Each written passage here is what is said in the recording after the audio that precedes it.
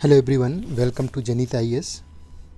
आज के इस अंक में हम चर्चा करेंगे मेंस के एक प्रश्न जो कि आपातकालीन प्रावधान टॉपिक से पूछा गया था 2013 में। प्रश्न है कि 1975-77 का जो आपातकाल है भारतीय लोकतंत्र की सबसे बड़ी परीक्षा थी, विश्लेषण कीजिए। जो इस तरीके का प्रश्न है इसमें आपको ये बताना है कि लोकतंत्र के सामने एक चुनौती के रूप में ये आपातकाल आया और जिस रूप में इसको लागू किया गया, इसने क्या क्या चीज़ों जो लोकतांत्रिक मूल्य थे उन पर किस तरीके से इसने हमला किया। लेकिन उस परीक्षा को पास करने के बाद, उस परिस्थिति से गुजरने के बाद भी हमारे लोकतंत्र ने अपने आप को संरक्षित रखा और उसके सामने जो चुनौतियां आईं उन चुनौतियों को विशेष रूप से अपने आंसर में आपको जगह देनी है, इसका एनालिसिस करना है।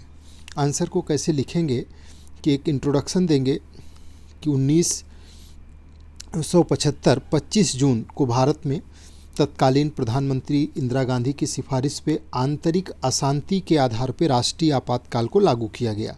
21 महीने तक चला और इससे भारतीय लोकतंत्र का सबसे विवादास्पद दौर माना जाता है। वही परीक्षा का कहने का अर्थ है। इस दौरान क्या क्या हुआ? विपक्षी नेताओं को गिरफ्तार किया गया, यानी कि एक तरीके से ये लोकतांत्रिक मूल्यों पर हमला था। प्रेस पर सेंसरशिप लगा दी गई, मौलिक अधिकारों का निलंबन कर दिया गया, लोकसभा की अवधि को 5 वर्ष से बढ़ा के 6 वर्ष कर दिया गया। यानी इस तरीके से जो लोकतंत्र के ये मूल्य थे उन पर चोट पहुंचाई गई और इन कदमों से लोकतंत्र और नागरिक स्वतंत्रताओं पर गंभीर आघात पहुंचा। आपातकाल के बाद आम चुनाव में जनता ने इंदिरा गांधी की सरकार को सत्ता से बाहर कर दिया। यानी कि जो परीक्षा थी उस परीक्षा में इस तरह का काम करने वाली सरकार हार गई। यानी उस लोकतांत्रिक मूल्यों को संरक्षित करने के लिए जनता ने अपना निर्णय दिया।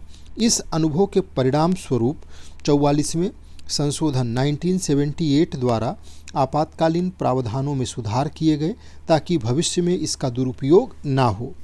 एक सुंदर सा कंक्लूजन देते हुए आंसर को एंड करना है कि 1975 का आपातकाल लोकतंत्र की सबसे बड़ी परीक्षा थी, जिसने हमें संवैधानिक सुरक्षा तंत्र को और मजबूत करने की सीख दी और उसे हमने 44वें संविधान संशोधन अधिनियम 1978 के द्वारा कंप्लीट किया ताकि इस तरीके की स्थिति दोबारा भविष्य में रिपीट ना हो सके।